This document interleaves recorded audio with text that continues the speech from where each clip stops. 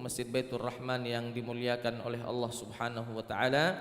Syukur alhamdulillah di subuh hari ini kembali kita dipertemukan oleh Allah Subhanahu wa taala dalam kondisi sehat walafiat. Salawat beriringkan salam semoga selalu tercurahkan kepada junjungan kita baginda Nabi besar Muhammad sallallahu alaihi wasallam.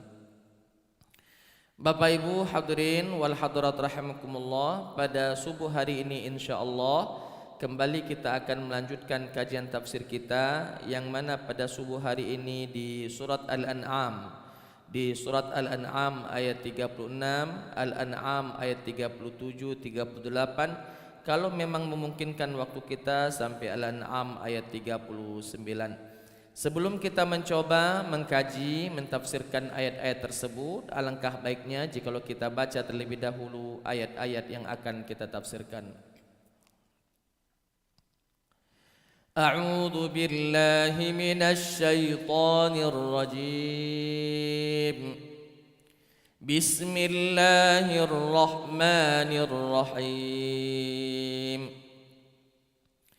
إنما يستجيب الذين يسمعون والموتى يبعثهم الله ثم إليه يرجعون وقالوا لولا نزل عليه آية من ربه قل إن الله قادر على أن ينزل آية ولكن أكثرهم لا يعلمون وما من دابة في الأرض ولا طائر يطير بجناحيه إلا أمثالكم ما فرطنا في الكتاب من شيء ثم إلى ربهم يحشرون والذين كذبوا بآياتنا صم وبكم في الظلمات من يشاء الله يضلله ومن يشاء يجعله على صراط مستقيم. Ma'asyiral hadirin jamaah salat subuh Masjid Baitur Rahman yang dimuliakan oleh Allah Subhanahu wa taala. Di dalam kitab tafsir Al-Qur'an Al-Azim yang ditulis oleh Muhammad Ibnu Katsir, beliau mengatakan bahwa di ayat 36 di dalam surat Al-An'am ini Allah Subhanahu wa taala menjelaskan kepada kita bahwa mereka-mereka yang menjalankan, yang mengikuti atas apa yang disampaikan oleh baginda Nabi sallallahu alaihi wasallam dari dakwah-dakwah yang disampaikan oleh Nabi kepada mereka, yang mengikuti Nabi itu hanyalah orang-orang yang mendengarkan. Innama yastajibul ladzina yasma'un.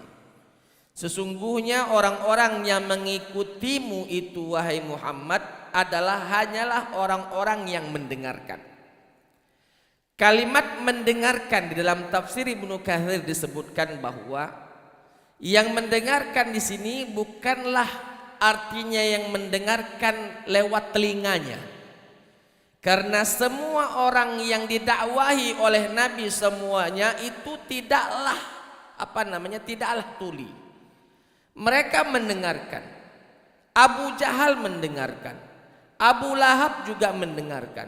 Begitu juga dengan orang-orang musyrik atau orang-orang kafir Quraisy di zaman Nabi Shallallahu Alaihi Wasallam mendengarkan. Tapi pendengaran yang mereka dengarkan tersebut tidaklah membawa mereka menuju iman kepada Allah Subhanahu Wa Taala.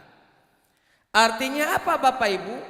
pendengaran di sini bukanlah pendengaran telinga, tapi pendengaran mata hati. Karena ada pepatah mengatakan, bukankah kita tidak mendengarkan kata hati? Hati ini bisa berkata. Kata hati inilah yang kita sebut dengan hidayah. Ketika orang mendengarkan kata hatinya, sesungguhnya dia akan masuk kepada areal yang namanya hidayah Allah Subhanahu wa taala dan berislam di hadapan Nabi. Karena mereka-mereka yang didakwahi oleh Nabi sallallahu alaihi wasallam sebenarnya mempercayai, meyakini, membenarkan apa yang disampaikan oleh baginda Nabi sallallahu alaihi wasallam. Ketika ditanya, dalam Al-Quran disebutkan, ketika mereka ditanya, man khalaqas samawati wal ard, siapa yang menciptakan langit dan bumi? La yaqulunna Allah.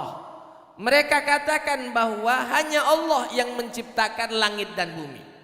Ketika mereka tahu Allah lah yang menciptakan langit dan bumi, kenapa mereka masih menyembah kepada Lata, kepada Uzza, kepada Manat, kepada 360 berhala yang kurang lebih mengelilingi Ka'bah itu sendiri? Berarti mereka sadar. Lalu ketika Nabi Shallallahu Alaihi Wasallam bertanya kepada mereka, ketika kalian tahu bahwa Sang Pencipta adalah Allah, Sang Pemberi rizki adalah Allah, lalu kenapa kalian menyembah kepada berhala-berhala itu? Apa jawaban mereka? Ma na'buduhum illa liyuqarribuna ilallahi zulfa. Kami tidaklah menyembah kepada mereka, wahai Muhammad. Kami duduk di sini hanyalah bertawasul, tanda kutip. Mana abuduhum illa liyuqarribuna, kecuali kami ini supaya lebih dekat kepada Allah. Karena para berhala-berhala yang mereka buat itu, Bapak Ibu, rata-rata patung-patung orang-orang soleh terdahulu. Patung-patung orang-orang soleh, orang-orang pakam terdahulu. Maka kata mereka, kalau aku berdoa langsung mungkin tidak diijabah oleh Allah. Tapi kalau aku bertawasul kepada si fulan yang mana dulu di dunia ketika si fulan masih hidup termasuk wali misalnya, atau termasuk orang soleh misalnya, atau termasuk orang-orang pakam misalnya, pastilah doa dia lebih didengarkan dibandingkan doaku sendiri langsung kepada Allah. Ma na'buduhum illa liyuqarribuna ilallahi zulfa. Kami tidaklah menyembah mereka kecuali kami melakukan ini hanya untuk mendekatkan diri kami sebagai perantara antara kami dengan Allah Subhanahu wa taala. Maka Allah taala mengatakan, innama yastajibul ladzina yasma'un. Wahai Muhammad, sesungguhnya orang-orang yang mengikutimu, menjalankan perintahmu, berislam di hadapanmu, yasma'un, dialah sesungguhnya orang-orang yang mendengarkan. Walaupun misalnya dia tuli, tapi ketika mendengarkan atau menerima ajakan Nabi, sesungguhnya dialah orang-orang yang betul-betul mendengar omongan dari Nabi Sallallahu Alaihi Wasallam. Karena telinga ini, Pak, betul mendengar, tapi ketika tidak mengikuti kebenaran maka tidak ada fungsinya telinga. Mata pun demikian. Seandainya kita melihat kebenaran tapi tidak mengikuti kebenaran yang kita lihat, tidak ada fungsinya mata. Makanya Allah Ta'ala akan mengazab orang-orang yang demikian. Di dalam ayat yang lain Allah Subhanahu wa Ta'ala berfirman bahwa sesungguhnya kami akan penuhi neraka jahanam itu dari golongan jin dan manusia. Walaqad zara'na li jahannama katsiran minal jinni wal ins lahum qulubun la yafqahuna biha walahum a'yunun la yubsiruna biha walahum adhanun la yasma'una biha ulaika kal an'ami bal hum adall wa ulaika humul ghafilun. Kata Allah, akan kami penuhi neraka jahanam itu dari golongan jin dan manusia. Kenapa jin dan manusia akan dimasukkan ke dalam neraka, dipenuhi neraka jahanam? Kata Allah Ta'ala, lahum qulubun la yafqahuna biha. Mereka punya hati, tapi hatinya tidak dipergunakan dengan sebaik-baiknya. Dia tahu ini benar tapi tidak mau mengikuti kebenaran. Dia tahu ini salah, masih saja mengikuti kesalahan. Walahum a'yunun la yubsiruna biha. Mereka punya mata, tapi mata ini tidak mau mengikuti kebenaran yang dia lihat. Mungkin berfungsi secara kasat mata, dia bisa melihat ini warna merah, ini warna hitam, ini warna putih. Oke, di sisi itu berfungsi matanya. Tapi di sisi lain seakan-akan tidak berfungsi. Dia melihat bagaimana langit berdiri kokoh tanpa tiang. Wassamaa'a wa ma banaha. Dia melihat bagaimana bumi ini dihamparkan, wal ardi wa ma tahaha. Dia melihat bagaimana matahari diterbitkan, bagaimana rembulan bercahaya dan lain sebagainya.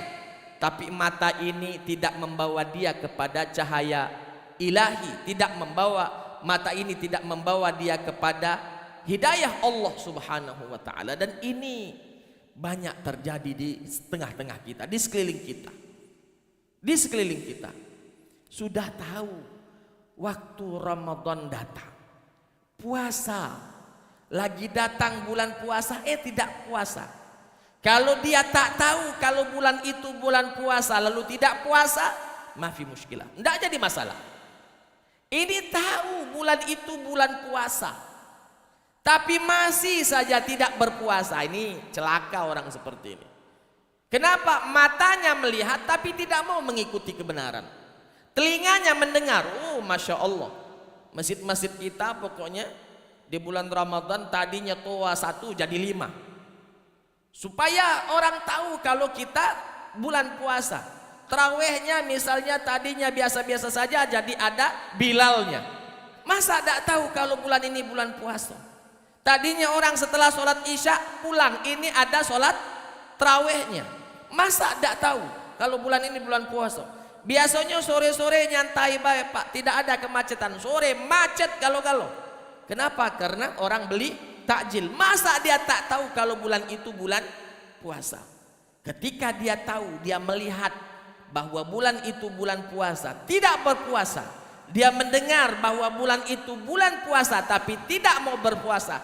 Tanpa uzur syar'i dia tidak melaksanakan puasa tadi, maka dia termasuk bukanlah orang-orang yang mendengarkan apa yang disampaikan oleh Allah dan Rasulnya kepada dirinya. Innama yastajibul ladzina yasma'un. Sesungguhnya hanya orang-orang yang mendengarlah yang mengikuti apa yang disampaikan oleh Nabi sallallahu alaihi wasallam.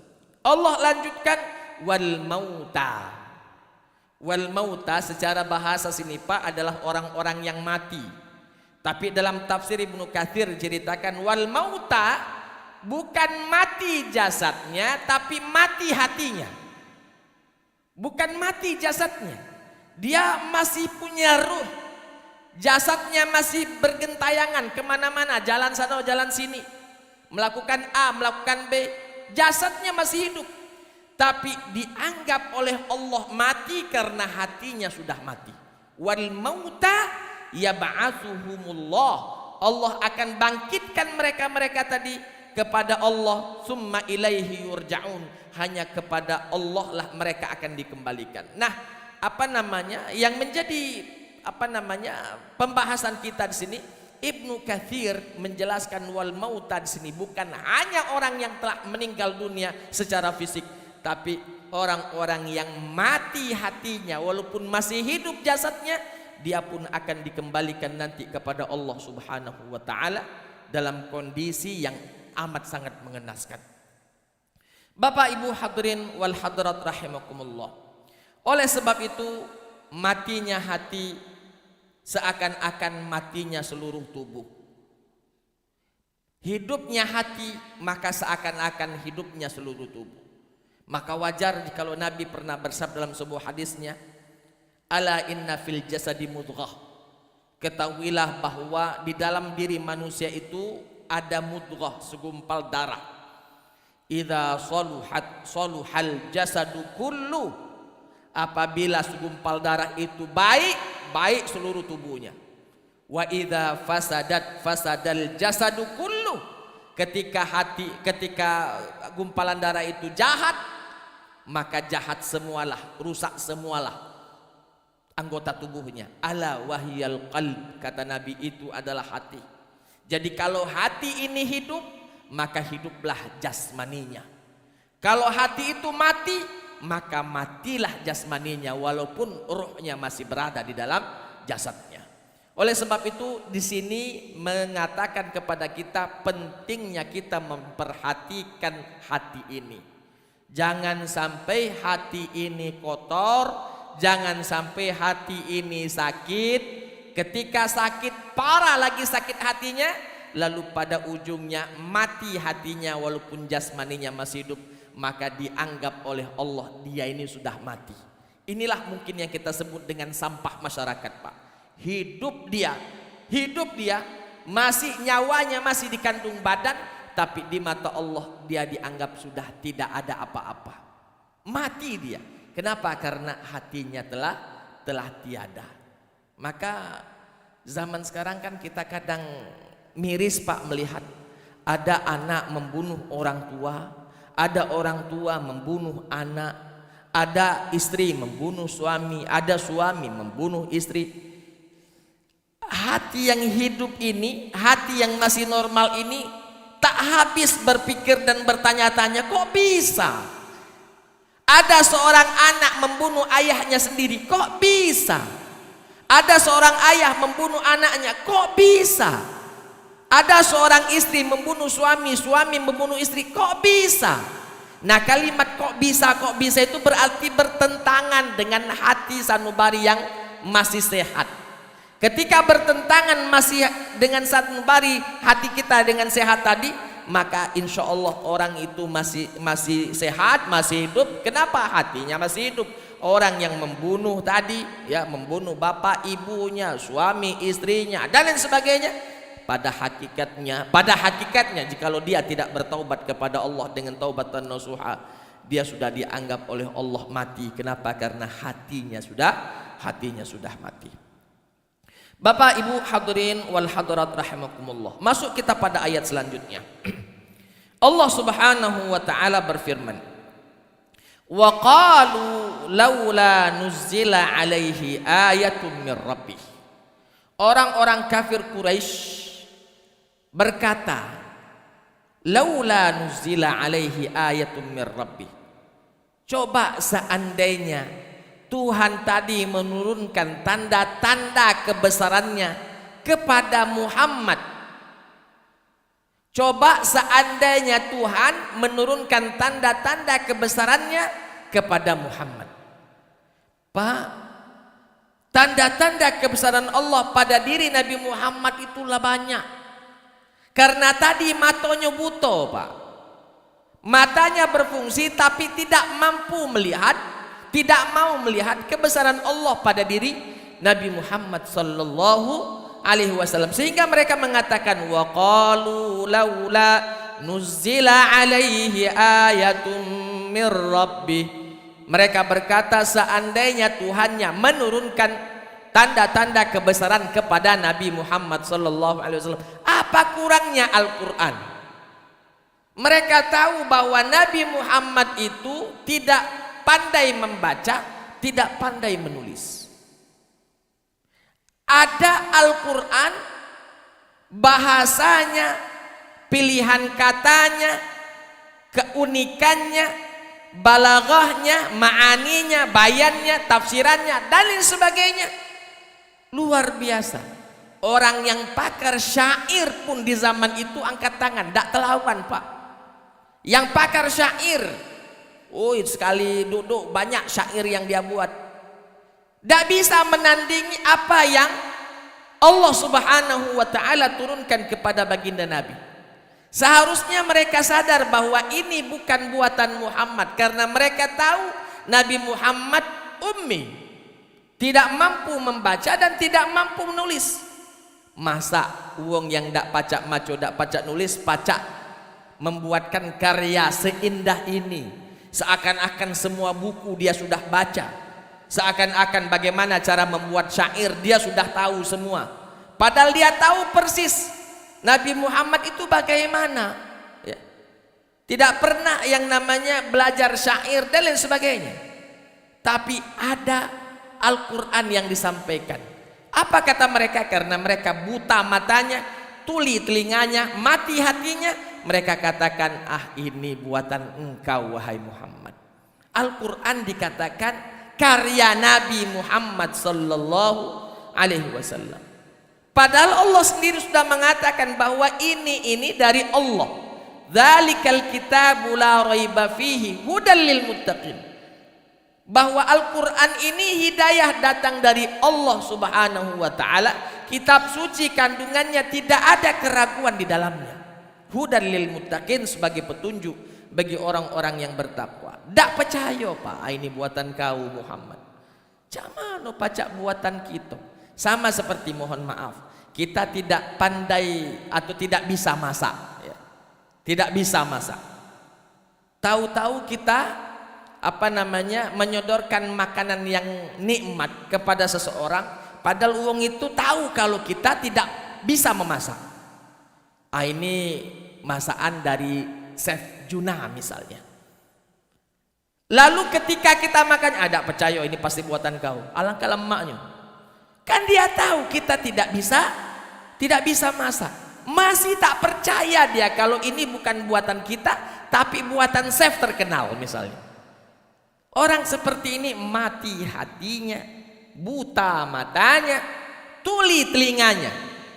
Kenapa? Karena tadi tidak mampu merasakan kebenaran yang ada di sekelilingnya. Maka kata mereka, laula nuzila alaihi ayatun mir rabbi. Seandainya Muhammad ini diberikan tanda-tanda kebesaran dari Tuhannya. Anggap saja Al-Quran mereka tak terima. Oke. Satu ketika Nabi masih di kota Mekah, belum hijrah ke Madinah. Nabi sallallahu alaihi wasallam ditantang, Muhammad, kalau memang kau Nabi, itu bulan, belah coba. Padahal pak, pintaan mereka tuh sebenarnya mustahil. Pintaan mereka tuh mustahil. Siapa yang bisa membelah bulan? Tidak bisa. Jangankan bulan, air ini mau dibelah tak terbelah. Mustahil. Kalau engkau mampu membelah bulan Muhammad, kami percaya. Apa kata Nabi? Sudah. Nabi cukup menunjukkan bulan tadi, lalu dari atas turun ke bawah begini, seakan-akan membelah bulan. Di mata mereka, bukan hanya di mata mereka, hakikatnya betul-betul itu bulan terbelah. Sihir kau wahai Muhammad. Tak percaya lagi. Dikatakan sihir. Padahal mereka menantang, kalau engkau Nabi coba, bismillah. Dibelah, rupanya mereka mengatakan, alangkah bagusnya, alangkah pakamnya sihir yang kau miliki wahai Muhammad. Susah pak. Masih saja mereka mengatakan, seandainya Tuhan menurunkan tanda-tanda kebesaran kepada Muhammad, pasti kami nerima, pasti kami nyalankannya, pasti kami beriman kepada Nabi Muhammad. Padahal masya Allah ya, banyak sekali tanda-tanda ya kenabian yang ada pada diri Nabi sallallahu alaihi wasallam, tanda-tanda kebesaran Allah Subhanahu wa taala yang ada pada diri Nabi sallallahu alaihi wasallam. Cuman tadi memang matanya telah dibutakan dengan kekafiran, telinganya telah ditulikan dengan kekafiran, hatinya pun telah mati oleh kemaksiatan, sehingga tak mampu melihat dan merasakan bagaimana kebesaran Allah Subhanahu wa taala pada Nabi sallallahu alaihi wasallam. Qul innallaha qadirun ala ayyunazzila ayatan. Katakan Muhammad kepada mereka, sesungguhnya Allah mampu untuk menurunkan ya kepada mereka tanda-tanda kebesaran Allah, tapi tak katik guna. Mata lah buta, telinga lah sudah tuli ya.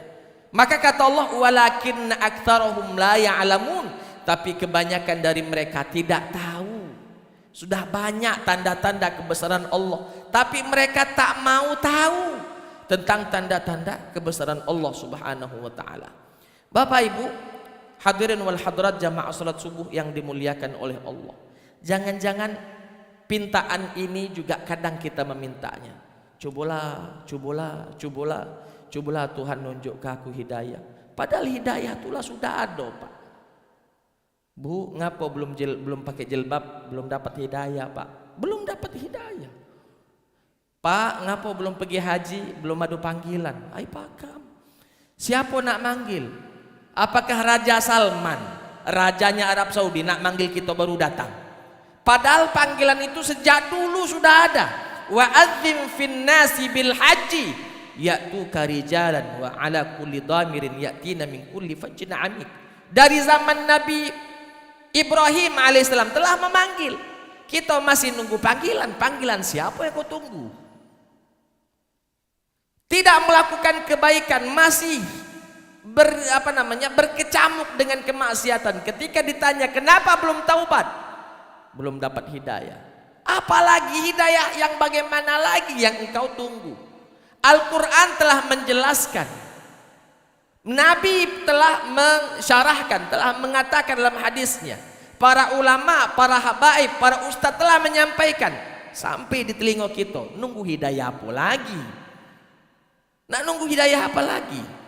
Padahal hidayah sudah ada. Ketika orang-orang yang mengatakan demikian, sebenarnya Pak, itu cuman kata untuk lari dari kenyataan, sehingga mereka katakan belum dapat hidayah, belum ada panggilan dan lain sebagainya. Padahal sesungguhnya hidayah sudah ada di mana-mana, sudah terdengar oleh telinga kita, sudah terlihat oleh mata kita, hanya saja kita belum mau menjalankannya. Itu saja. Kita belum mau mempraktekkan dari apa yang kita lihat, tidak mau menjalankan atas apa yang telah kita dengar, sehingga keluarlah ucapan di mulut kita, belum dapat hidayah. Bapak Ibu hadirin wal hadirat rahimakumullah. Maka kata Allah, walakinna aktsaruhum la ya'lamun. Kebanyakan dari mereka tidak mengetahui tentang tanda-tanda kebesaran Allah tersebut. Sudah banyak, mampu Allah kapanpun dimanapun, mampu Allah memberikan tanda-tanda kebesaran. Cuman tadi sudah diperlihatkan, tapi memang mereka yang tidak mau menjelaskan, tidak mau mengikutinya. Di dalam tubuh kita saja Pak, sering sekali saya sampaikan, dalam tubuh kita saja banyak tanda-tanda kebesaran Allah pada diri kita. Pak, kita ini walaupun kita kembar identik, sama persis, muka sama, tinggi badan sama, jenis kelamin sama, bagi orang-orang yang dilahirkan dalam kondisi kembar misalnya, tapi masih ada bedanya. Sidik jari berbeda, iris mata berbeda. Makanya kalau kita datang ke kantor itu ngabsen pakai sidik jari. Ngapo? Karena memang sidik jari orang dengan orang yang lain berbeda. Walaupun dia adik-beradik, satu pabrik, satu bahan, masih tetap beda sidik jari. Dia keluarnya sama karena dia kembar, tetap beda sidik jarinya. Begitu juga iris matanya.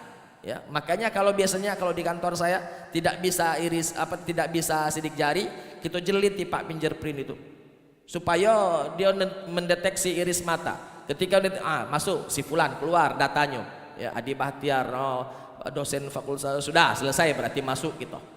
Ya. Bapak Ibu hadirin wal hadirat rahimakumullah. Oleh sebab itu ma'asyiral hadirin, banyak sekali tanda-tanda yang Allah Subhanahu wa taala telah berikan kepada kita. Dasar memang kitanya yang tidak mau mengikuti pada hakikatnya, dasar kita yang tidak mau mengikuti atau membangkang apa yang Allah Subhanahu wa taala telah berikan kepada kita. Masuk pada ayat selanjutnya. Wa ma min dabbatin fil ardi wala ta'irin yatiru bi janahihi illa umamun amsalukum. Kata Allah, tidaklah ada satu hewan melata pun yang ada di atas muka bumi ini, wala ta'irin yatiru bi janahihi, atau burung, binatang-binatang yang bisa terbang dengan kedua sayapnya, illa umamun amsalukum, kecuali mereka itu semuanya adalah umat seperti kalian semua. Artinya mereka itu umat dalam artian hamba Allah Subhanahu wa taala. Hewan-hewan berkaki 2 kah, berkaki 4 kah, berkaki 1000 kah, karena ada ulat katanya kaki 1000, walaupun belum tentu 1000 kakinya. Yang bisa terbangkah atau yang bisa berenang di laut, semuanya umamun amsalukum, hamba dari hamba-hamba Allah Subhanahu wa ta'ala. Karena maha rahmannya Allah, Allah berikan rezeki kepada siapapun dari hamba-hambanya tadi. Kalau para hewan tadi, hewan melata yang bisa terbang, yang di atas bumi atau yang di dasar lautan, oke Pak, mereka diberikan rezeki oleh Allah karena mereka memang tidaklah mukallaf, bukan termasuk hamba yang mukallaf. Mukallaf dalam artian tidaklah hamba yang diberikan beban tugas untuk beribadah, sholat, puasa, zakat, haji seperti kita. Mereka tidak mukallaf. Mereka diberikan rezeki oleh Allah. Siang malamnya dijamin rezekinya oleh Allah.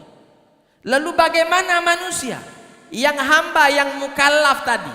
Bagaimana jin yang hamba yang mukallaf tadi? Sedangkan mereka ini terbagi dua. Ada yang beriman, ada yang tidak beriman. Kalau yang beriman dijamin oleh Allah rezekinya, wajar. Lalu bagaimana orang yang tidak beriman? Jin yang tidak beriman, apakah masih dijamin oleh Allah rezekinya? Jawabannya iya. Allah Subhanahu wa ta'ala jamin rezekinya. Dia mau beriman tidak beriman, mau taat tidak taat, mau menyembah kepada Allah atau mensekutukan Allah, karena Allah Maha Rahman, Allah bertanggung jawab atas rezeki yang Allah Subhanahu wa ta'ala berikan, yang Allah Subhanahu wa ta'ala akan berikan kepada mereka. Allah tanggung jawab. Maka mohon maaf Bapak Ibu, jangan pernah kita merasa takut atau khawatir atas rezeki untuk anak keturunan kita. Jangan pernah takut dan khawatir atas rezeki kepada anak-anak kita. Yakinlah rezeki mereka sudah Allah jamin itu. Sudah Allah jamin. Maka jangan sampai karena kekhawatiran dan ketakutan kita akan rezeki anak-anak kita sehingga kita melakukan sesuatu yang dilarang di dalam Islam. Korupsi misalnya. Ngapo? Padahal untuk dia lah cukup. Untuk makan dia dan istri cukup. Rumah untuk dia dan istri sudah besar. Dan lain sebagainya. Tapi kenapa masih korupsi? Pikirannya ya untuk anak-anak aku age, untuk cucu aku age, untuk 7 turunan aku age. Padahal Bapak Ibu, mereka itu semuanya sudah dijamin rezekinya oleh Allah Subhanahu wa ta'ala. Maka hilangnya sifat qanaah itu di situ. Hilangnya sifat puas dengan apa yang Allah berikan kepada dirinya di situ. Kurang, hilang bahkan sifat qanaah tersebut. Maka Allah Ta'ala mengatakan semuanya itu kami jamin, illa umamun amsalukum. Kalau kalian kami jamin rezekinya, mereka pun kami jamin rezekinya. Jangan takut Pak. Anak yang baru lahir pun belum bisa apa-apa kecuali menangis nguek-nguek, Allah jamin rezekinya. Kata dokter, ini belum pacak makan pempek. Belum pacak dokter, belum. Ini belum pacak minum jus, belum pacak dokter, belum. Jadi yang dia baca apa? Susu. Allah berikan ASI dari ibunya. Allah berikan ASI dari ibunya. Allah sudah jamin ini. Sebelum budak tadi bisa makan pempek, minum ASI dulu. ASI dijamin oleh Allah Subhanahu wa ta'ala. Jadi apa yang kita takutkan? Yang kita inginkan itu jadikan anak kita menjadi anak yang soleh, anak yang berbakti. Pak, saya beberapa minggu yang lalu ketemu dengan orang tua. Ketika dia mendengarkan bahwa aku masukkan anak ke pesantren, dia bilang, ayahku tak tahan masukkan anak ke pesantren. Aku bilang, ngapo? Tak tahulah ya. Aku tak kepengen nego kalau anak aku jadi ustad. Juga ngapo? Agi anak aku miskin, katanya. Memangnya jadi ustad miskin galau apa? Tidak pula lah. Karena rezeki itu dijamin oleh Allah Subhanahu wa ta'ala. Kalau saya Pak kepengen 1000 anak aku kepengen anak aku jadi ustad galau lah. Biarlah anak uang be yang jadi insinyur, biar anak uang be jadi dokter, biar anak uang be jadi polisi. Anak aku pacak ustad galau, alhamdulillah. Masalah miskin tak miskin nyo anak aku age sudah diatur oleh Allah Subhanahu wa ta'ala. Ingat, rezeki kita tidak akan berkurang dan tak akan bertambah lagi. Sudah selesai. Di dalam rahim ibu kita ketika kita berumur 4 bulan dalam rahim, ditiupkan ruh kita, sebelum itu dicatat umur kau kapan, rezeki kau sampai mano, ajal kau kapan, dan sudah selesai. Sudah selesai. Tinggal kita mencarinya saja dengan cara yang baik, sehingga halal yang kita dapatkan, yang ditentukan oleh Allah kita dapatkan dengan cara yang halal, maka halallah rezeki tadi. Yang ditentukan oleh Allah kita dapatkan dengan cara yang haram, haramlah rezeki tadi. Maka terus terang saja saya katakan, ayahku tidak sependapatnya itu. Kalau masalah rezeki sudah diatur oleh Allah Subhanahu wa taala. Lagian nak kayo cak mano lagi yang kamu inginkan. Yang penting anak kita pacak makan, pacak minum, nak beli apa cukup, Pak. Yang penting itu. Nak beli rumah cukup duitnya, nak beli mobil cukup duitnya, ya, nak pergi haji cukup duitnya. Jangan nak berbini lagi. Nak berbini lagi, nah susah aku. Ya. Oleh sebab itu ma'asyiral hadirin, yang penting tadi serba cukup. Kalau Allah sudah berikan kecukupan, tenang hati. Oleh sebab itu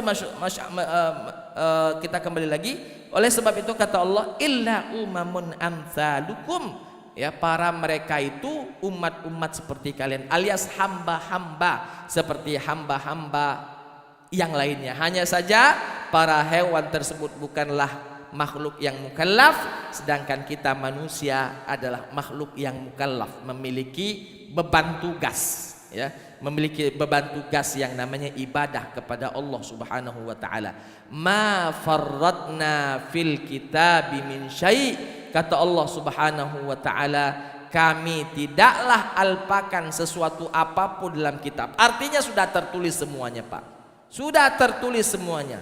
Di Lauhil Mahfuz catatan kita semuanya sudah tertulis. Jangankan catatan kita, Pak.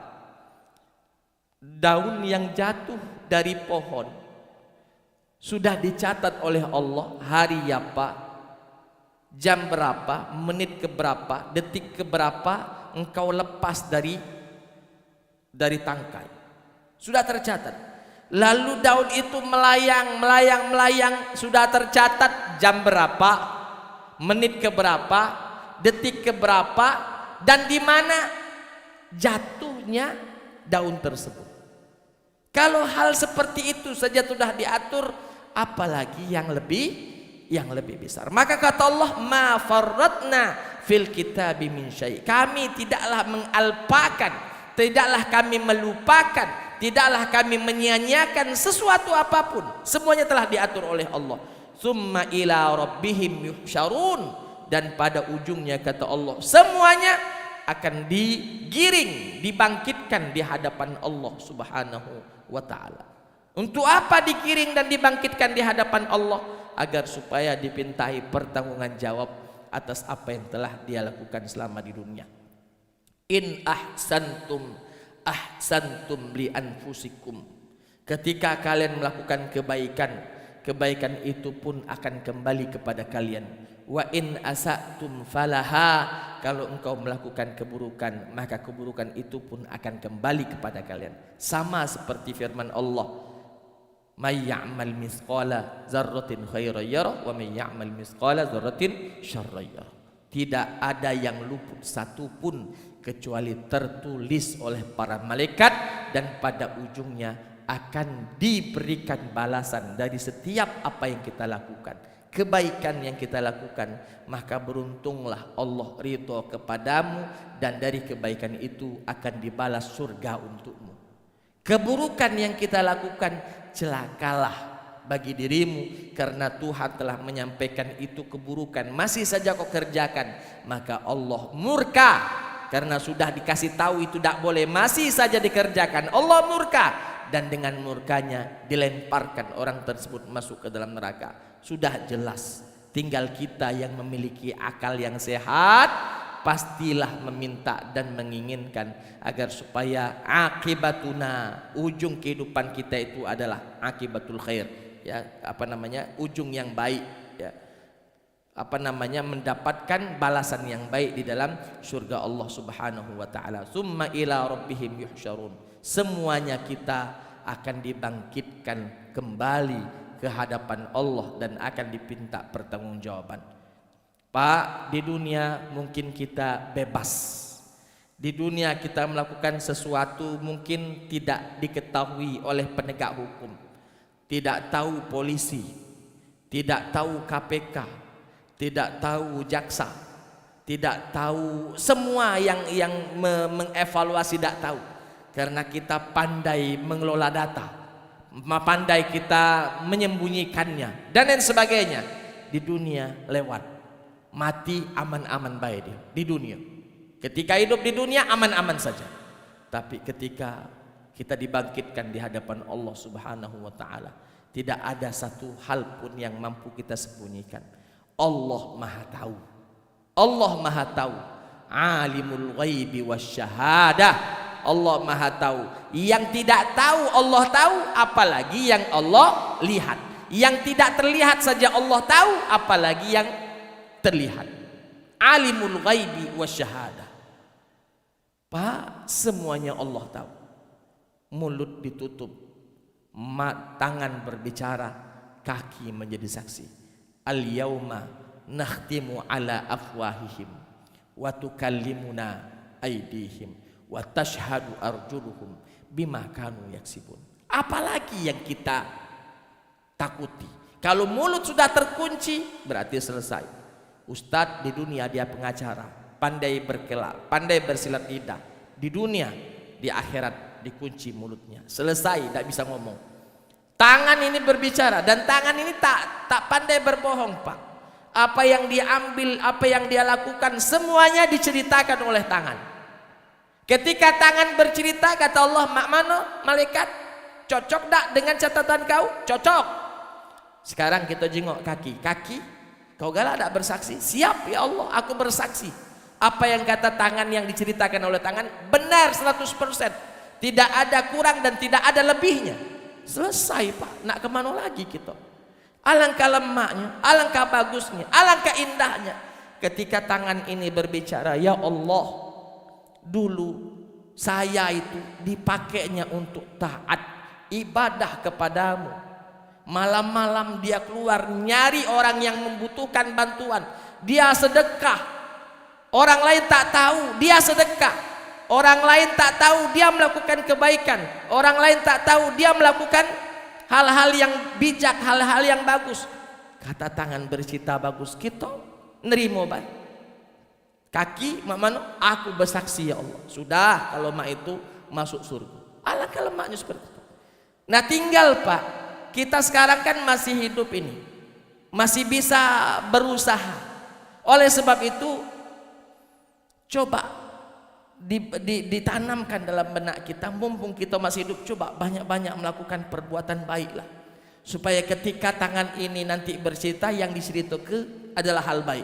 Ustaz, dulu aku masih muda, woi dah hancur, malu aku nak nyerita ke nyus. Sudah tak apa-apa, jangan diceritakan, tutup aibmu. Banyak-banyak bertaubat kepada Allah Subhanahu wa taala. Mudah-mudahan taubat kita diterima. Kalau taubat diterima, tak diceritakan lagi. Ketika tangan nak cerita hal-hal yang tadi tak bagus, kata Tuhan berhenti. Itulah sudah aku maaf ke. Diam tangan tadi. Tidak lagi ngomong sesuatu yang sudah kita minta taubat. Masalahnya sekarang Pak, banyak orang yang rada tanda kutip melawan. Disuruh taubat tak galak, tunggu agak tua baru taubat. Banyak Pak orang yang saya ajak untuk haji. Agak be Ustad, teman aku haji sekarang, agak belum tak pacak lagi ngapu-ngapu. Tak pacak lagi ngapu-ngapu tuh mulai berpikir aku panjang. Apa maksudnya tak pacak lagi ngapu-ngapu? Kenapa? Karena dia masih muda, baru 45, 50, belum pensiun dia Pak. Payu kita pergi haji, ayah agak baik tunggu pensiun. Ngapu? Tak pacak lagi ngapu-ngapu. Ngapu Bapak ini, tak pacak lagi ngapu-ngapu. Jadi katanya kalau sudah pergi haji, tak pacak lagi ngapu-ngapu, taubat nian. Artinya dia belum galak taubat Pak. Seakan-akan dia menjamin bahwa hidupnya masih lama sampai pensiun. Ya Allah ya Rabbi, kadang kasihan. Nak dia omongin mamano, sudah diomongi, yakin apa lagi kau datang waktu pensiunnya? Jangan-jangan mati sebelum pensiun.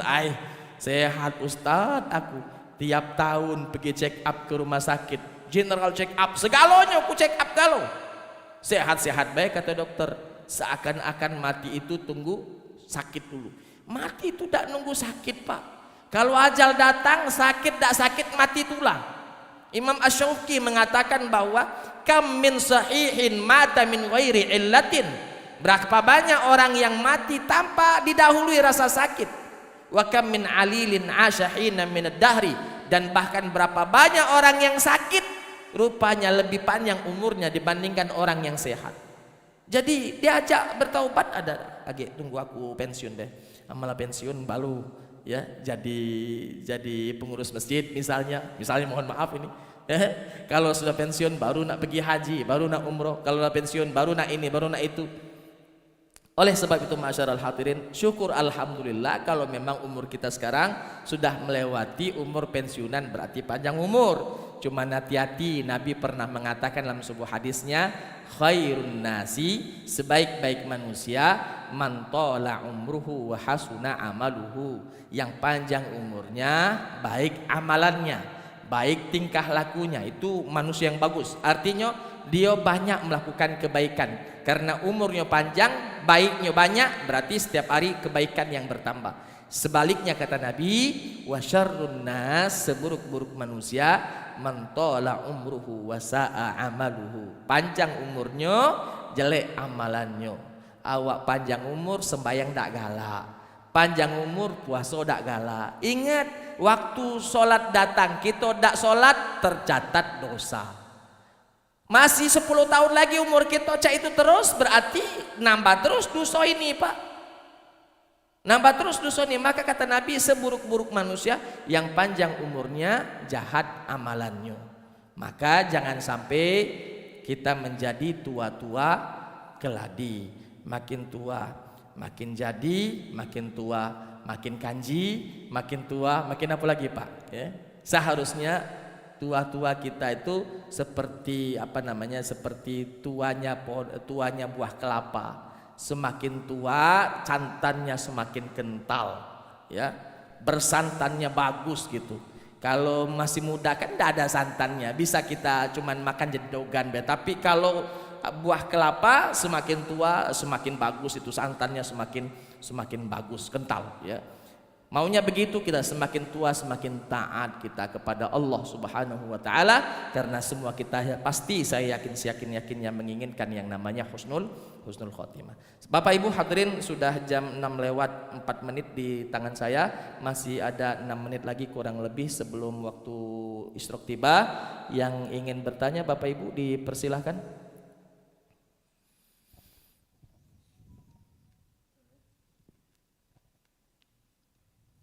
Masya Allah, tabarakallah. Silahkan Bapak.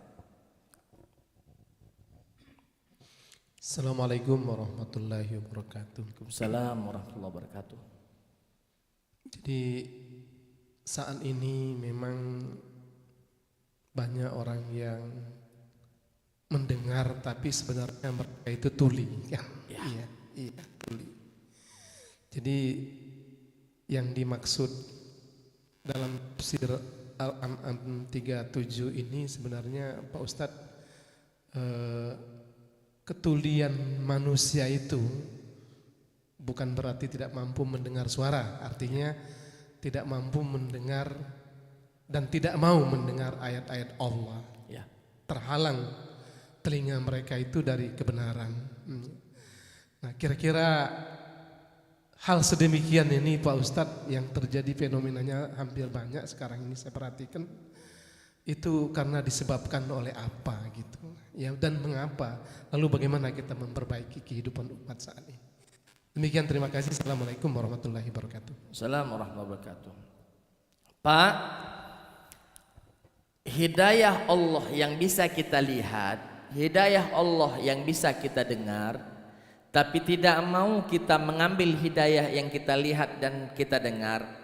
Kenapa kita tidak mau melakukannya tersebut? Apa faktornya? Faktor terbesar itu Bapak adalah syahwat, nafsu.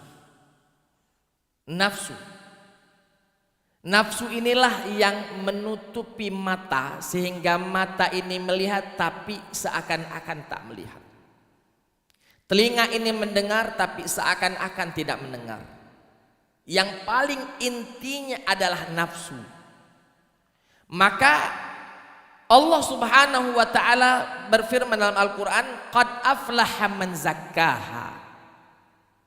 Telah beruntunglah, akan beruntunglah bagi orang-orang yang mensucikan jiwanya dari nafsu tadi.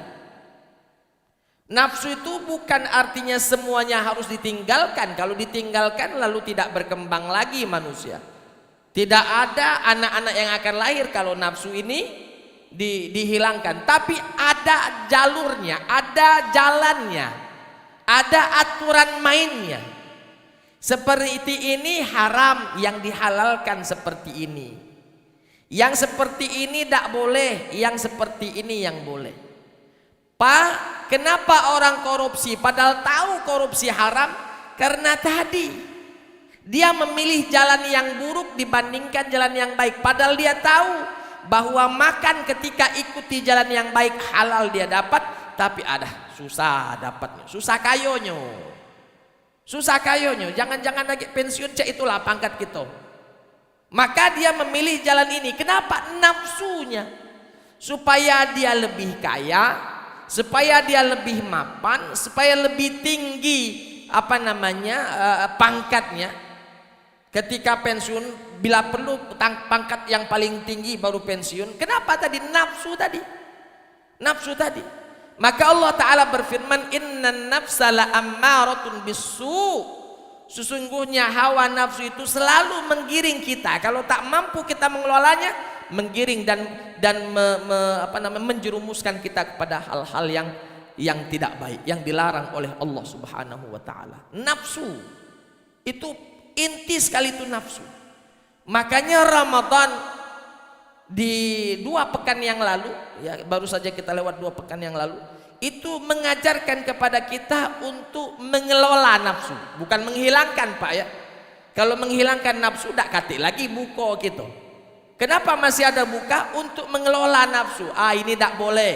Dari jam sekian sampai jam sekian, dari azan subuh sampai azan maghrib tidak boleh makan, tidak boleh minum, dan tidak boleh melakukan sesuatu yang dilarang dalam Islam.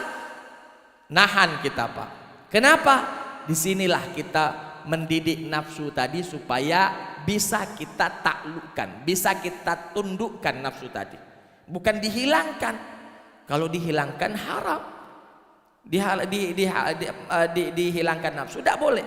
Karena nafsu ada yang mengarah ke kebaikan, ada nafsu yang mengarah keburukan. Fa'alhamaha fujuraha wa taqwaha. Kami ilhami seseorang agar supaya melakukan kebaikan dan keburukan.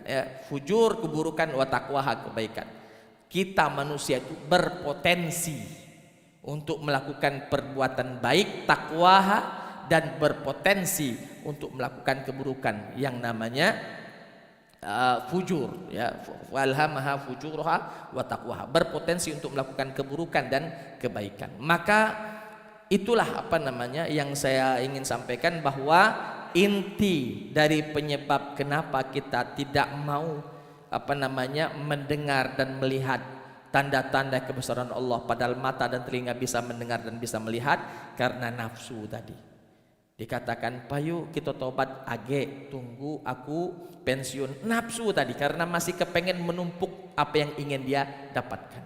Wallahu ta'ala alam bisawab. Jadi nafsu yang paling inti adalah nafsu. Silahkan Bapak Ibu, satu terakhir, silahkan. Assalamualaikum warahmatullahi wabarakatuh. Jadi gini Ustaz, tadi kan Ustaz bercerita ada orang yang umur 45 tapi dia belum mau untuk haji apa segala macam. Nah ini Allah sudah kasih hidayah tapi dia tolak, atau memang Allah tidak mengasih hidayah orang ini? Baik.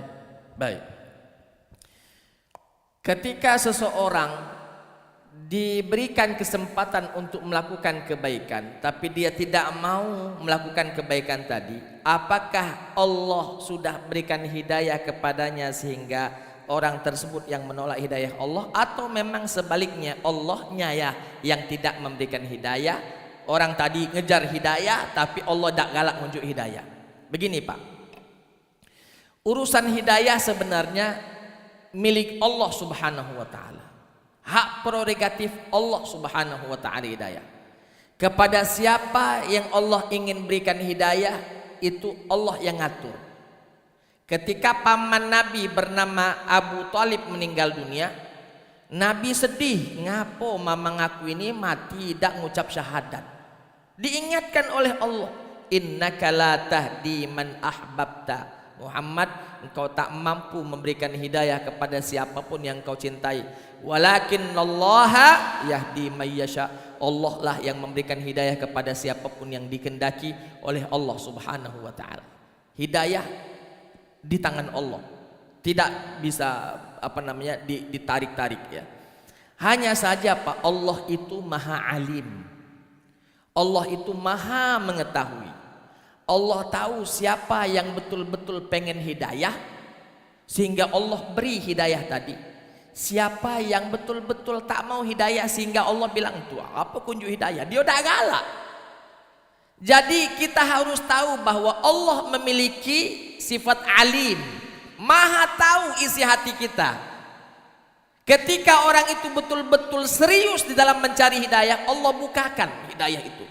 Bukankah di dalam hadis Nabi SAW pernah bersabda, meriwayatkan tentang hadis qudsi, bahwa ketika hamba Allah Subhanahu wa taala datang kepadanya sejengkal, Allah datang kepadanya satu hasta. Artinya lebih banyak lagi keinginan Allah, kebaikan yang kita dapatkan. Kita datang kepada Allah sejengkal, Allah lebih besar lagi, lebih banyak lagi, sehasta. Ketika seorang hamba jalan menuju Allah, Allah datang kepadanya dengan berlari. Artinya ketika Allah tahu kita ini betul-betul ingin mendapatkan hidayah, yakin segala pintu hidayah akan dibukakan oleh Allah Ta'ala. Tapi ketika Allah tahu kita hanya ingin mempermainkan agamanya, kita hanya ingin menjadikan agama sebagai sebagai olok-olokan kita, Allah tahu itu. Si fulan tak kati keinginan sedikit pun untuk mendapatkan betul-betul hidayah, maka Allah biarkan dia, tidak diberikan dia hidayah. Walaupun mulutnya mengatakan, aku ini nunggu hidayah. Kata Tuhan, tuh apa kau ngomong itu? Aku tahu isi hati kau. Kau tak galak hidayah, takkan ku berikan hidayah. Maka pertama, banyak-banyak dulu kita memperbaiki hati, agar supaya ketika betul-betul hati ini mengatakan, ya Allah, ihdinas siratal mustaqim. Dalam sholat-sholat kita selalu baca, ihdinas siratal mustaqim, tunjukilah kami jalan yang lurus. Bersih hati kita, betul-betul menginginkan jalan yang lurus dari Allah, yakinlah bahwa Allah pasti akan membukakan jalan-jalan yang lurus tersebut kepada kita. Tapi kalau cuman di mulut saja mengatakan ihdinas siratal mustaqim, tapi Allah tahu hati kita menolak ihdinas siratal mustaqim, jauh dari hidayah Allah Subhanahu wa taala. Jadi kembali kepada pertanyaan, apakah Allah yang tidak mau memberikan hidayah, atau memang orang itu yang mendapatkan hidayah tapi Allah tidak mau memberi, orang itu yang menolak hidayah padahal Allah sudah memberikan? Pak, kalau Allah sudah memberikan, tak ada yang mampu untuk menolaknya sebenarnya. Kalau Allah sudah memberikan, Allahumma la mani'a lima a'taita. Ketika Allah sudah memberikan, tidak ada yang mampu untuk menolaknya. Maka ketika orang tersebut dihadapkan dengan kebaikan tapi orang tersebut tidak mau menjalankannya, sebenarnya salahnya bukan sisi Allah lagi. Allahnya kalaupun tidak memberikan hidayah, karena Allah tahu orang itu tidak mau mendapatkan hidayah. Karena Allah tahu orang tersebut tidak mau menerima hidayah, maka Allah tidak memberikan hidayah. Dan ketika Allah Ta'ala berikan hidayah kepada seseorang, Allah tahu bahwa hidayah itu akan betul-betul diambil oleh orang tersebut. Jadi intinya Allah itu alim. Ketika Allah tahu seorang ingin mendapatkan hidayah betul-betul, maka Allah berikan. Tapi ketika Allah tahu orang tersebut tidak mau dapat hidayah, Allah tak mau berikan. Kenapa? Karena mubazir masuk itu, diunjuk dia tidak galak. Wallahu ta'ala a'lam bissawab. Cukup saya kira ya. Itu saja dulu yang bisa saya sampaikan pada kesempatan kali ini. Mudah-mudahan ada manfaatnya bagi kita semuanya. Kita berdoa mudah-mudahan Allah Subhanahu wa taala senantiasa mensabatkan hati kita, mengkokohkan iman kita, dan mudah-mudahan kita semua diberikan karunia mati dalam kondisi husnul khotimah. Amin. Allahumma amin ya rabbal alamin. Itu saja mungkin yang bisa saya sampaikan pada kesempatan kali ini. Mudah-mudahan ada manfaatnya bagi kita semuanya. Terima kasih atas segala perhatian. Mohon maaf atas segala kekurangan. Hadanallahu wa iyyakum ajma'in. Assalamualaikum warahmatullahi wabarakatuh.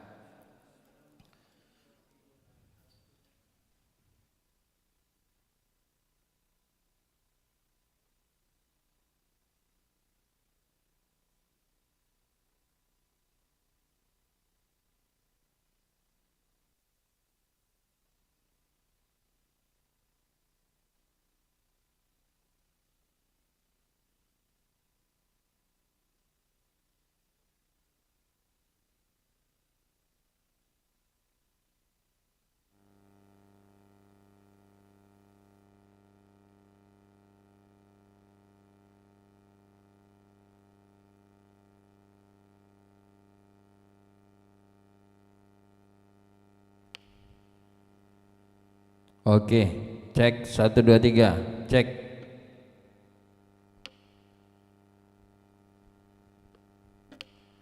Cek 1. Cek, cek. Cek 1 2 3. Cek 1 2 3. Oke. Cek 1 2 3. Cek 1 2 3. Oke. Cek. Oke, cek 1 2 3. Cek. Cek 1 2 3.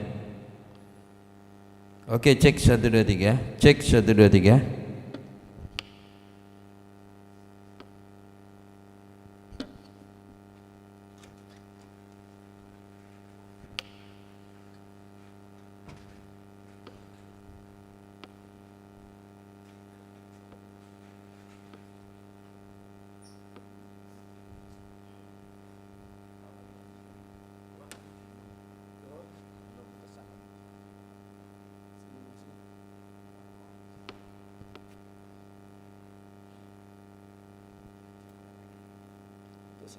Untuk siapa main papat lagi ngomong cak mana kesannya sebagai pengurus masjid sini setiap sudah jalan 5 ekor kata Pak.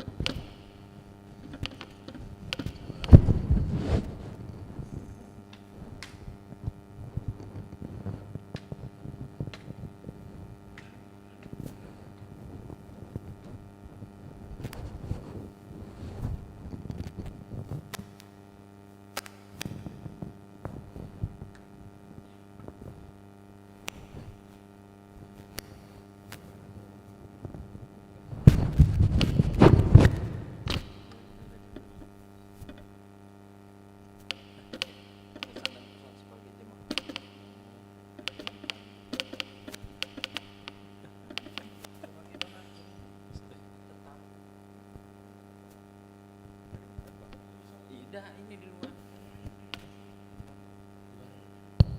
Tes. Tes. Apa Ustaz?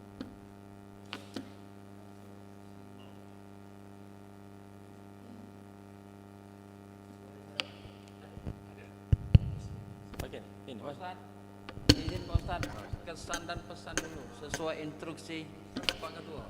Pesan dan kesan. 1 menit. Untuk apa? Pesan dan pesan yang mana? Untuk Masjid Baitur Rahmah. Iya. Boleh di situ, boleh sama Pak Ketua juga. Ini hidup sudah nih ya? Nah, Kita simpan dulu. siap 5 apa yang tersesat? 5. 5 siap. Siap no, yang operatornya cuma tadi mana? Tidak usah ketik namanya langsung ya. Langsung masuk ke nama Ustaz tuh ya. Itu tampilannya masih kesan dan pesan. Oh, masya Allah.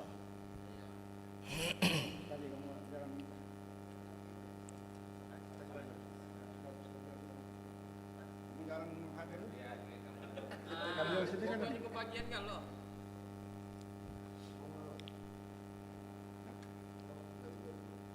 Jarang datang, datang tapi tidak pernah melok sarapan.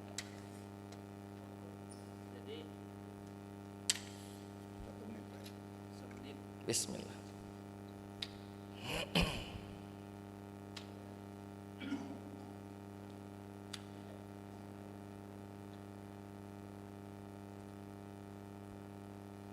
Kamera roll action.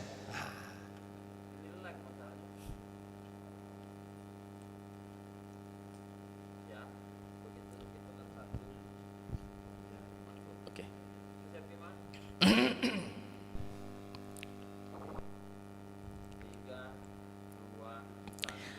Bismillahirrahmanirrahim. Assalamualaikum warahmatullahi wabarakatuh. Alhamdulillah wassalatu wassalamu ala Rasulillah wa ala alihi wa sahbihi wa mawala summa amma ba'du. Masjid Baitur Rahman ini salah satu masjid yang luar biasa menurut saya, karena di dalam masjid ini ada Al-Qur'an yang dipajang sampai kiri depan belakang masjid, luar biasa. Oleh sebab itu masjid-masjid seperti ini selayaknya layak dijadikan contoh bagi masjid-masjid yang ada di Sumatera Selatan, bahkan mungkin masjid-masjid yang ada di Indonesia. Dan terima kasih untuk ketua masjid, Masya Allah luar biasa juhudnya, usahanya di dalam menjadikan masjid ini menjadi masjid yang bagus, masjid yang bermanfaat. Insya Allah ini akan menjadi amal usaha dan amal jariah insya Allah di akhirat nanti. Mudah-mudahan usaha-usaha ini akan senantiasa Allah lancarkan, Allah subhanahu wa ta'ala jadikan ini sebagai percontohan dan menjadi amal jariah bagi kita semua pengurus dan jamaah yang ada di Masjid Baitur Rahman ini. Mudah-mudahan bermanfaat bagi kita semuanya. Assalamualaikum warahmatullahi wabarakatuh.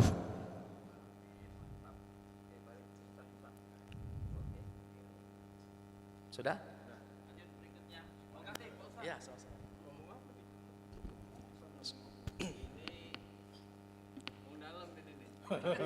Jarang ketemu. Jarang ketemu di Jawa terus ini. Kami Ustaz. Ini saudaraku ini. Oke, siap. 3, 2, 1. Bismillahirrahmanirrahim. Assalamualaikum warahmatullahi wabarakatuh. Alhamdulillahirabbil alamin wassalatu wassalamu ala asrafil anbiya wal mursalin wa ala alihi wa sahbihi ajmain amma ba'du. Kesan dan pesan saya selama tinggal di Bang Raya menjadi jamaah Masjid Baitur Rahman ini, yang pertama ada 2 catatan yang penting bagi saya. Yang pertama itu ketika sholat ya. Ketika sholat saya ada beberapa sering berkeliling ya, sering keliling ke masjid-masjid, tapi di Masjid Baitur Rahman ini beda. Tidak pernah imam itu sendiri, pasti ada di belakangnya hafiz juga. Jadi sebagai menegur untuk si imam apabila sholat. Dan dua-duanya ini hafiz Quran. Ya, jadi kita sebagai jamaah merasa lebih tentram, lebih tenang dalam mengikuti imamnya gitu kan. Kita tidak takut bahwa imam ini akan salah kan gitu. Yang kedua, yang saya catat dari Masjid Baitur Rahman ini adalah ketika mengadakan tausiah setiap subuh itu, terutama Sabtu Minggu. Saya kalau tidak pulang ke Palembang, saya keliling mencari tempat ceramah juga di tempat di Jakarta misalnya atau di mana saja. Dan apabila kita mengikuti ceramah itu, di sini itu tertib. Misalnya tafsir Quran. Tafsir Quran itu benar-benar dari alif lam sampai ke ini tuh di ini kan, ya. Tapi kalau di tempat lain saya lihat tuh enggak ada, loncat-loncat gitu ya. Kadang-kadang yang memberi ceramahnya juga beda-beda. Kalau kini kan di sini kan enggak. Satu tafsir Quran misalnya Ustadz Bakhtiar kan gitu. Hanya itu, tidak ada loncat-loncat. Tapi kalau di tempat lain itu loncat-loncat. Jadi kadang baru juz 1 nanti loncat ke juz 5. Jadi enggak berurutan. Jadi kalau kita mengikuti itu enggak nyambung dengan minggu yang kemarin kan gitu. Tapi kalau ini tertib dah tuh. Kita jadi puas ini ya. Jadi setiap itu kita bisa memahaminya. Mungkin itu yang dapat saya sampaikan, pesan dan kesan selama saya menjadi jamaah di Masjid Baitur Rahman ini. Semoga bermanfaat. Saya akhiri, wabillahi taufiq wal hidayah. Wassalamualaikum warahmatullahi wabarakatuh.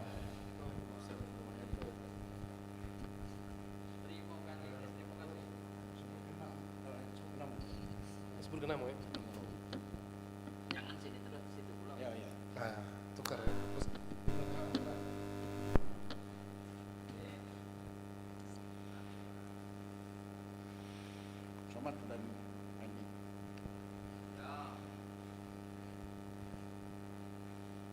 Oke.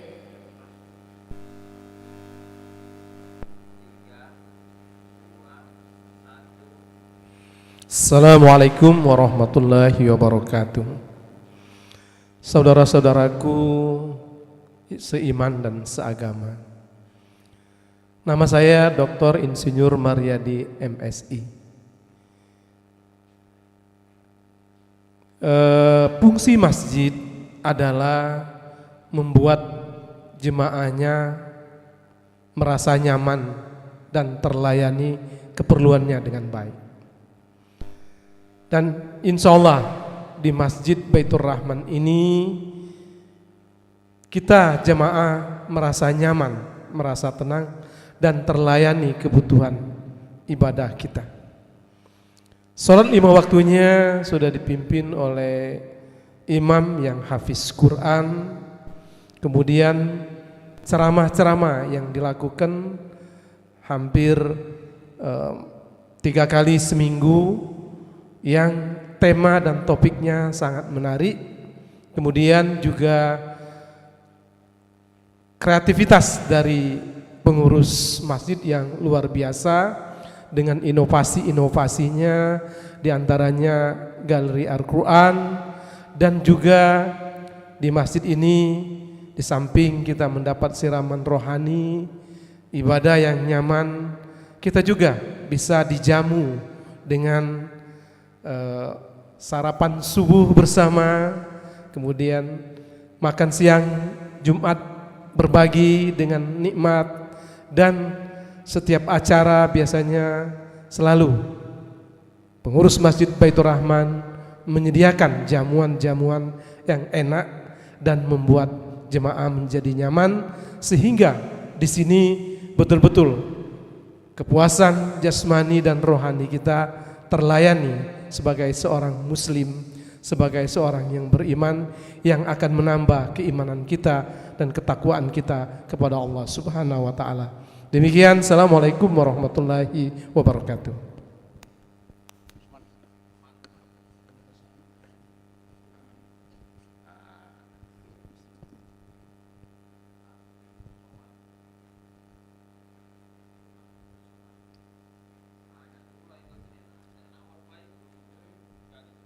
Mana? Sini.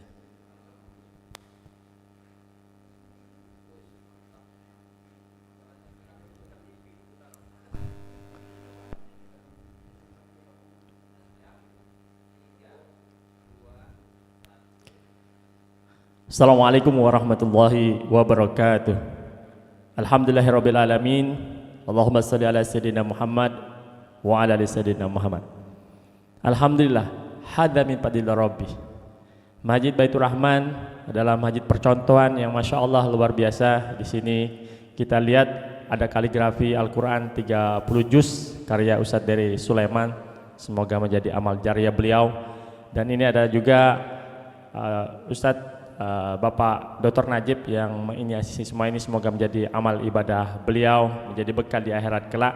Masya Allah, ini Masjid Baitur Rahman menjadi tempat dakwah ya. Di sini kita lihat tadi barusan kajian ya bersama Ustadz Haji Hadi Bahtiar LCMA ya. Kemudian ada Ustadz Windu, ada Prof Yuwono, ada Ustadz Said Mahadir ya, yang Masya Allah ini menjadi bekal kita ya untuk di akhirat kelak ya. Jadi para pemirsa MBR TV, Akumata TV ya, silakan hadir di sini setiap Jumat, Sabtu, Ahad subuh ada kajian, kemudian Selasa zuhur juga ba'da zuhur ada kajian ya. Dan di sini juga kita nyaman ya karena imam-imamnya hafiz, ada 4 hafiz ya, ada Ustadz Hafib, ada Ustadz Umar, ada Ustadz Kusairi, ada Ustadz Ilyas ya. Kemudian juga di sini kita nyaman ya, masjidnya sejuk ya, dingin, AC, Masya Allah. Toiletnya juga seperti hotel bintang 5 ya. Kita juga sudah keliling ke masjid-masjid di seluruh, bahkan kita sudah ke Eropa, ke Mekah, Madinah. Ini masjidnya nyaman sekali ya. Untuk komoditas juga bisa dipakai di basement ini, di bawah ini bisa untuk pertemuan-pertemuan. Di sini juga sudah pernah ada walimah ya, pernikahan ya, gratis ya, free ya. Dan di atas nanti juga ada ruang utama, ada galeri Al-Quran nanti di atas ini 4 lantai ya. Mohon doanya semoga segera selesai. Barakallah untuk para pengurus, wabil khusus Bapak Najib Asmani, semoga menjadi amal jariah beliau, juga kepada para pengurus yang lain, kepada para jamaah yang berimpak ya, semoga ini menjadi bekal kita di akhirat. Amin ya rabbal alamin. Wassalamualaikum warahmatullahi wabarakatuh. Yang kelima, berdua. Majelis taklim ya.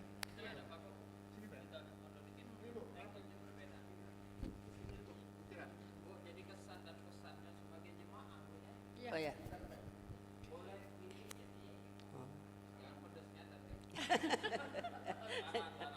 Cak Sahang. Hah? Oh ya. Ya. Oh.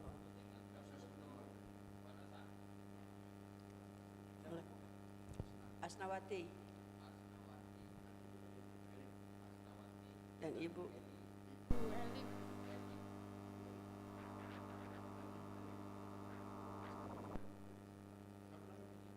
Kuyati. Suyati. Kuyati Elif.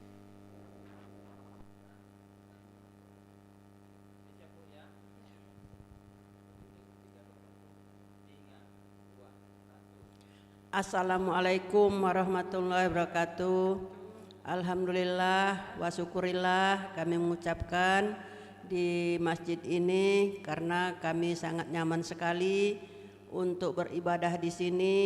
Terutama kami waktu bulan puasa tadi ada tadarusan ibu-ibu majelis taklim yang ada di sini. Kami merasa sangat terbantu dan sangat menyenangkan sekali. Karena tempatnya aman, indah, jadi kami juga ikut senang. Berterima kasih kepada Bapak pengurus, semua tertata bagus, semuanya terbantu, fasilitas segala sesuatunya. Terima kasih. Dan saya mengajak ibu-ibu yang lain, jamaah yang lain untuk datang ke sini untuk memakmurkan Masjid Baitur Rahman Bangraya ini. Semoga kita bisa nantinya menjadi bekal kami semua di akhirat nanti. Itu saja yang dapat kami sampaikan. Wassalamualaikum warahmatullahi wabarakatuh. Waalaikumsalam.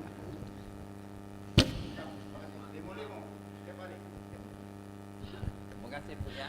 Nanti diedit yang bagus ya Pak. Sudah. Oh gitu, oh langsung ya. Oh gitu. Oh iya. Kami sudah siaran. Ya, siaran langsung Bu. Bisa dilihat sekarang bisa Bu. Ya, di Aku Mataku di kajian subuh. Oh iya ya. Yang kemarin ucapan ada juga di situ. Yang greeting Idul Fitri Bu. Oke, tutuplah.